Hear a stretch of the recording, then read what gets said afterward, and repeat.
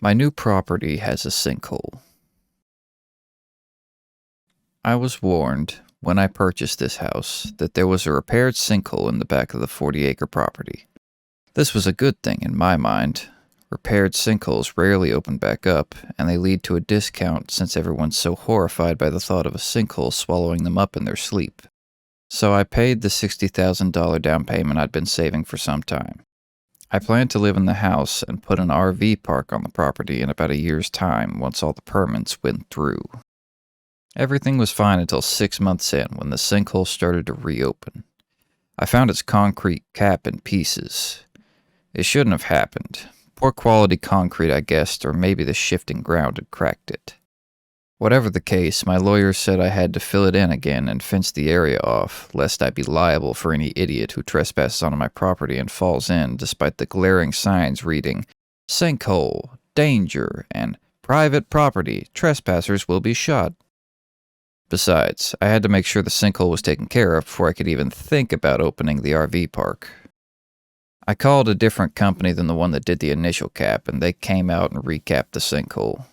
I fenced in the area for good measure, added some more threatening signs, and got started on my zoning permit for the RV park. This land was a good spot, at the base of the Ouachita Mountains, flat enough that RVs could park there, but close enough to the mountains that one could go climbing or skiing, or even venture 20 minutes to the Lake Ouachita for all the water sports one could imagine. It was perfect. I didn't regret for a single second that I spent all my money to buy it. Then the cap broke again. The city came out saying I needed a bigger fence and another company to cap the sinkhole. I was getting irritated at this point. At this rate, they'd never approve my RV park license or commercial land use request. That night, I spent an hour sitting by that sinkhole, drinking a beer and staring into the bottomless, black heart of my enemy.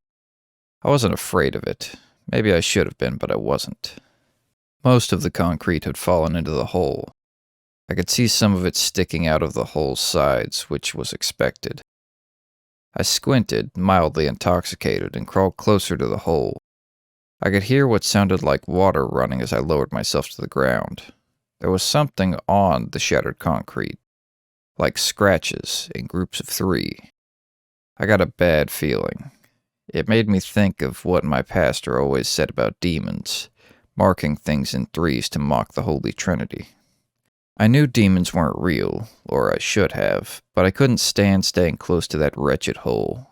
Maybe the devil was mocking me. The devil hated success, after all.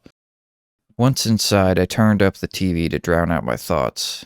It was reality TV, which I hated, but it did the trick. It was so loud I almost didn't hear someone knocking on the door. "Come on in," I said. I never locked the door. I didn't need to. There were only 2 people who ever came by. "Heard the sinkhole open back up," the voice of my neighbor Charlie came from the kitchen. I heard glass clank against the counter. He'd brought a 6-pack. Good guy. "Yeah," I said, turning off the TV, thoughts returning to anxiety about my dreams of owning an RV park and fears that this venture would fail like my others. "It'll never stay capped," Charlie told me. He'd told me before, but I'd ignored him. "There's something evil in the ground." "No way," I said. He walked into the living room and sat down. By his disheveled look, he'd had another fight with the wife and been kicked out. I told him he could always come by. I could use the company.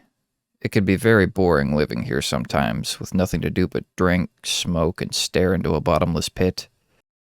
"This was my grandfather's land," Charlie handed me a beer. "But before it was his, it belonged to John West." "So what?" I asked. "Of course it used to belong to some dead guy." "No, I mean John West. The John West." He said the name like I should have known it. I nodded and took a drink of my beer, lacking the interest to press. He continued, "Rumor has it John West wasn't his real name, but we'll never know for sure. They say he was a successful gold trader who found treasure and then decided to retire here at the base of the mountains." Okay, treasure was enough to pique my interest. "Oh?" Charlie nodded. "It was valuable stuff, Roman gold coins from what people said. I don't know what it was doing here. He sold it, made some money, and everything was going well for a while, but then the coins started finding their way back to him." I chuckled. So it's just another of Charlie's tall tales. No, really, Charlie said. The coins would appear where they shouldn't have. In his bed, stuck to the ceiling, in his wash tub covered in blood. One day he woke up and there was a coin where his eye should have been, and he asked my grandmother, a healer, to help him. She was a witch, which was very controversial at that time, you see, and saw that the treasure was possessed. She helped him perform a ritual. They put the gold in a box, then he and my grandfather buried it somewhere on the property. Then why haven't you dug it up? I asked. That sounds like a lot of money. A lot of money I could use, for sure. Because of what I'm about to say next, he said. The gold wouldn't stay buried. What do you mean it wouldn't stay buried? I asked. My thoughts raced about the sinkhole, all the debt I was in, and all my hopes and dreams possibly being dashed. The coins found their way back to him again, Charlie said. They always did, no matter what John or my grandparents did to help him. There was a demon in those coins, something pre-Christian, a beast brought to the New World by foolish traders hoping to make a quick buck. One day, John disappeared, but he left a letter. In it, he left the land to my grandfather upon the agreement that no one ever occupies it, saying he had finally buried the coins for good. What happened to him? I asked. Charlie shrugged, then took another drink. I don't know, but my uncle had to sell the land to pay off some debts, and now you live here. Maybe we'll find out. Charlie and I watched some mindless reality TV before he left to go make up with his wife. It was dark at that time, but when I went to bed, I could only toss and turn. I was frustrated. That damned sinkhole. What was I thinking buying this property? Was I really so arrogant, so foolish to ignore something as threatening and powerful as a sinkhole? In my stained tank top and boxer shorts, I grabbed a beer and put my boots on. I then walked back into that corner of the property where that darned sinkhole still mocked me, sat on a rock, and stared into it as I'd done earlier. I'd spent all my money on this place. I couldn't even afford to have the damn thing capped again, as I was still in debt from last time.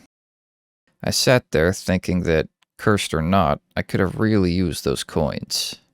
When I finished my beer, I threw the bottle into the sinkhole. The glass broke and glimmered in the full moon's light. But there was something else there, too. Something cubic in shape. No way. I was just drunk, desperate, and stupid enough to crawl into that gaping maw, and so I did, shimmying down its side. It was hard to tell what was solid and what was not, so I slowly made my way toward the object. It wasn't there earlier, and I could have sworn it moved closer to me as I crawled toward it. I lifted it. It was heavy, but once I used all my strength, I was able to throw it to stable ground above me. I climbed out of the hole. The box had already popped open, and gold was spilling out. It was easy. Too easy. But, being in that state I was in, I reached down and picked it up. My heart raced. There was no such thing as demons, but it seemed like Charlie's story about the coins was at least somewhat true. I guessed that John West had just buried the treasure, now conveniently unearthed by a sinkhole. Now I could afford to cap that sinkhole 100 times over. I could lay so much concrete over it that it would never see the light of day. I smiled. But damn, I never should have touched that gold. I sold it a few days later, to a local guy I knew wouldn't report it. I didn't want to pay tax on some old coins. But 3 days later, I woke up sick in the middle of the night, rushed to the toilet, and vomited up a gutful of gold. Shit. I walked to the neighbor's place to see Charlie, but he was asleep and I'd hate to wake up the missus. She had quite a temper, so, not knowing what else to do, I made my way to the sinkhole. Broken concrete lay inside it, around it, covered in claw marks in groups of 3. "What do you want?" I asked. "You." The voice came from the darkness below. The dark ground shifted beneath the moonlight, revealing a human ribcage emerging from the dirt. So that's what happened to John West.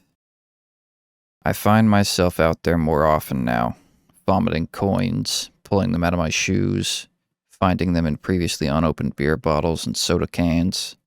I tried to put the box back where I found it, only to wake up with it next to my bed. With every coin that appears, the money I got selling it disappears.